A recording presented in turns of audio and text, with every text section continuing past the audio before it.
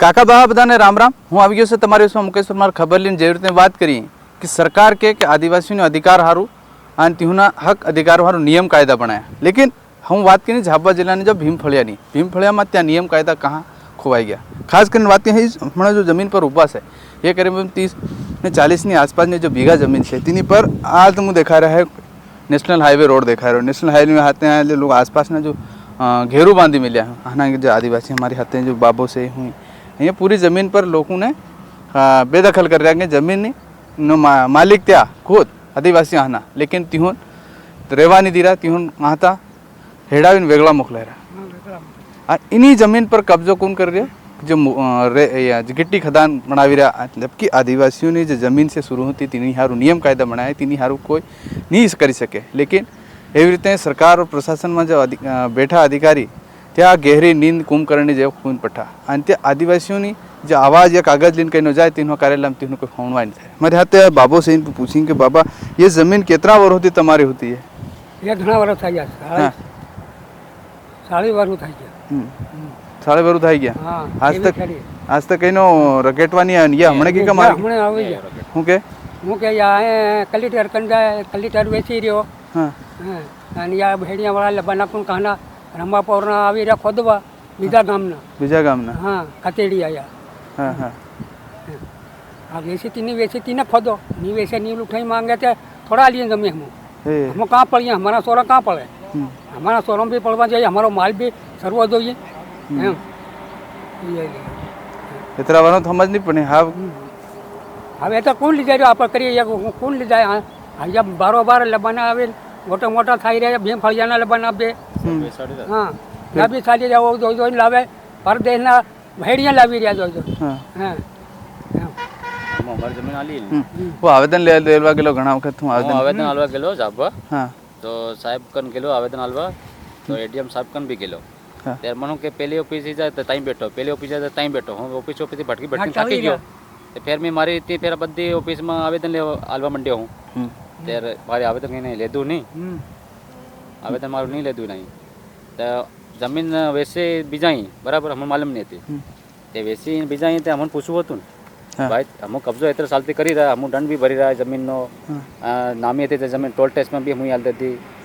तो सब हम कब्जो आने जमीन में भी करो टोल टैक्स में जमीन भी लेते. फिर रही जमीन हमारे कन ये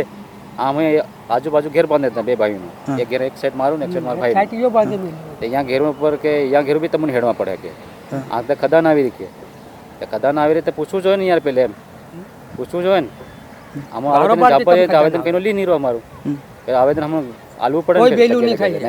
ऑफिस जाए तो जगह हम हमारे नहीं आई. कितना बीघा नहीं आसपास में? ये कम से कम 24 बीघा के आसपास. 24 बीघा ની આસપાસ. तो 24 बीघा ની आसपास જે જમીન છે એની જમીન પર રેત ये વાતની गिट्टी खदान हारो अलाट करना की सरकार है अलाट करे तो नियम कायदा घना को मैं बताड़ो चाहूँ कि इन जमीन ની आसपास ने जो हाईवे निकले रहो इन हाईवे थी जो सरकारी बिल्डिंग है तो मैं दिखा रही हूँ हमारे नीचे पूछा इन सरकारी बिल्डिंगों भी करीबन 100-150 मीटर ની आसपास રહેવું જોઈએ लगभग एवं रीते नियम कायदा में से. लेकिन आ तो मैं देखा रहा हूँ खास और तीना रोड पर लगी हुई और बिल्डिंग बनी थी जमीन सटी हुई मतलब तांती लागेली जमीन पर आते जो खनिज विभाग ने जो अधिकारी के करीबन 100 मीटर की दूरी रहू जो. लेकिन 100 मीटर कहाँ दिखाई रही अडेली जमीन देखा रही बिल्डिंग ની बाउंड्री नहीं हाथे. तो एवं रीते बात करी अहीं पर बात करी कि ये आ पूरी जमीन में बताड़वा करूँ कि कैमरामैन ने बताड़वा चाहूँ कि अहीं इतना जो पूरा बताड़ ये जमीन जो पूरी से क्योंकि कहीं गुजरात में बस स्टेન્ડ भी આવી રહેલા पिटोली में रही हो बात करी भीमफळिया इन साइड जहाँ से गुजरात से सीमा लगी रही ત્યાં तो गुजरात में जो बस स्टेન્ડ बनाई मिली ત્યાંથી भी ये जमीन भी इन्हें अंदर આવી रही. तो इन्हीं पर भी प्रशासन ने केवी रीते चेक करवी जो है जाँच करवी जो है पटवारी गिरदावर केवी रीते इन्हीं जमीन शू कर नाही जाए क्योंकि लोगों की आपत्ति लगातार आनी जमीन पर से कि हमारी जमीनों पर बीजा आवीने कब्जो कर रहा क्योंकि वर्षों जमीन जाळवीवाळा आना कमावा हारू फिर इन्हीं जमीन पर बीजा आवे तो कहाँ तो नियम है जमीन नहीं की हाँ मैदान पैसा भी नहीं लेता हाँ मैदान कन था मैदान के जो बाजू मंगल खेल ले बाजू पड़ी वो तो नहीं के काटा में तारी पूरी 12 बीघा वो जमीन खेल ले तू 12 बीघा यो फिर ढाबे फिर है पैसा हाँ बता लोग नहीं 1000 लेता लाख लेता कहीं 2 लाख लेता અને નહીં લી લેતા તમને કઈ નહીં મળ્યા? હા તેમાં બી નહીં મળ્યા ને અમને મળ્યા ફેર ઓછો આલ્યા એમ ધાબી આલ્યા હવે લગાડી ત્યારે ધાબે ફેર મેદાને આવ્યા તો એવી રીતે કહેવાનું છે કે જે જમીન પર તમે પાછી એ ખેડી હા એમ જેવી રીતે એ જમીન વરહુથી એના પર વાવેરી રાખી રહ્યા અને એની પર આજ એની જમીનની વેલ્યુ સમજમાં આવી રહી તો બીજા આવીને એની જમીન પર કેટલી ખદાન ખોદ રહ્યા તો એની સારું સરકારનો નિયમ શું છે જે નિયમ કાયદાની સર કાર્યવાહી થવી જોઈએ નિયમના હિસાબથી હર ચીજ થવું જોઈએ લેકિન કોઈ એક તરફ કાર્યવાહી થઈ રહી એક તરફની કોઈ સુનવાઈ નહીં થઈ રહી તેની સારું એની જમીન પર જે નિયમ કાયદાની હિસાબ થવું જોઈએ આર નહીં થાય ત્યાં કર્યા કે હમ કોઈ દન હટીએ નહીં અને હું કોઈ આલવું નહીં એવી રીતની વાત છે હું તમારી વસ્તુમાં ફેર એવી રીતની મુકેશ પરમાર ખબર લઈને આપતો રહી કાકા બાબા બધા રામ રામ हाँ 50 साल चाहिए 50 हाँ चाहिए जाके हम खदान ले लिए खदान ले ली खदान करिए हम खदान કરીને ફેર યા હટાવે તો હું કાગળ કરી લે પાછા હઈ ના હઈ ગયા તો કાગળ તો ખતાર દે દઉં તો હમન નહીં વતાડી લબાના ખતેડિયા જો તમે જગા નહીં આલો જગા નહીં આલી જગા મળે અમન માર નાખે કઈ પણ જગા નહીં આલી ભલે કલેક્ટર હા રે કર નહીં રે બધાને સમજાડી રહ્યા એના કલેક્ટરને ખોળામાં બી નાખી દઉં ઇપ્સિનભાઈ ને કીધું ઇપ્સી કે અમારે તો હાથમાં નહીં મળે કરે કલેક્ટર કરે હા ત્યાં બી બોલી રહ્યા હા ઇપ્સી બી બોલી રહ્યો હા ઇપ્સી માં આવ્યું એક આગળ हमारे दौर नहीं મળે हम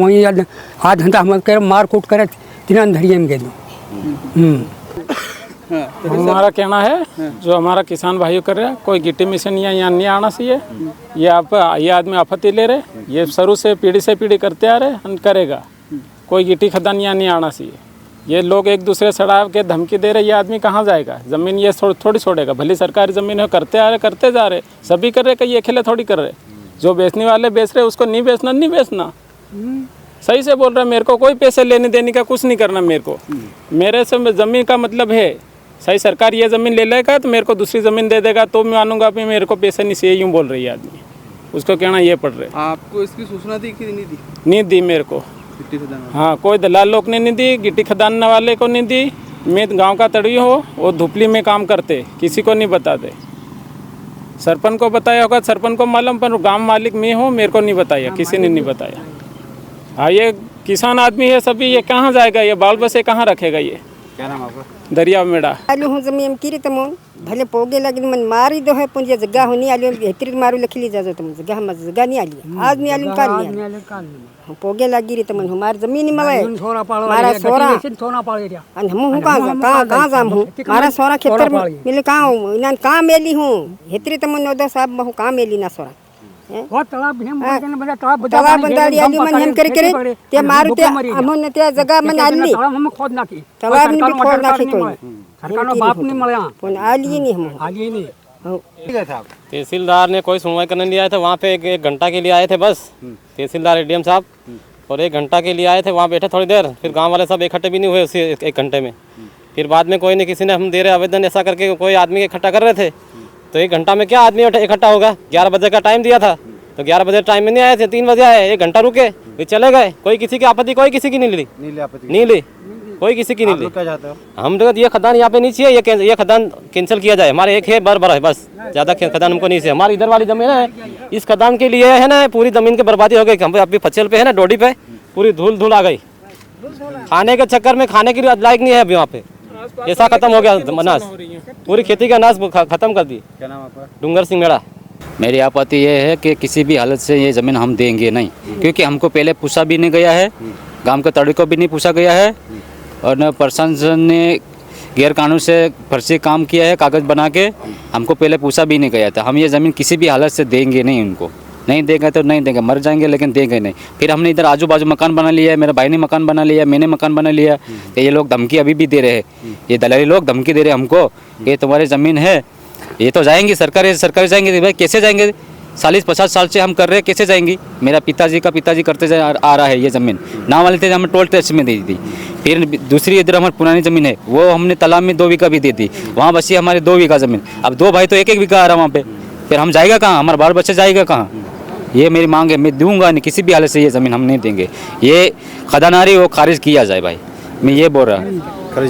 खारिज किया जाए, इधर आ नहीं सके ये आप भाई। लोग कितने लोगों का परिवार है? मतलब हमारा कितने लोग हैं? ऐसे हम परिवार तो बहुत सारे हैं, 3 डोकरे के सोरे में से 6-150 आदमी है हम, और 3 मेरा काका, 2 मेरा काका, 1 मेरा पापा, 2 भाई हम हैं, और मेरे एक काका का 1 लड़का है और एक काका का 4 लड़का है, उनके टोटल बच्चे मिला के हम 20-30 आदमी हो गए। अब इतने हम कहाँ जाएगा, वहाँ 2-3 बीघा तो वहाँ ज़मीन है हमारे घर में, पुरानी ज़मीन, तो कहाँ जाएंगे हम। मेरा नाम मुकेश मेड़ा, गांव भीमबलिया। आपने अगर मैं ये मामला संज्ञान में लाया है, जांच का विषय है, मैं उसको जांच कर दूंगा। अगर ऐसा है भी तो हम लोग उसके बिल्कुल पारदर्शिता से जांच कर देंगे। सर, जैसे कहीं पर खदान का आवंटन होता है और शासकीय बिल्डिंग होती है तो कितनी दूरी होनी चाहिए? शासकीय बिल्डिंग 100 मीटर। 100 मीटर जी, 100 मीटर की दूरी के बाद। जी। जो आवेदन की आप चर्चा कर रहे हैं उसको जांच के लिए भेजा गया। जन सुनवाई में जितने भी आवेदन प्राप्त होते हैं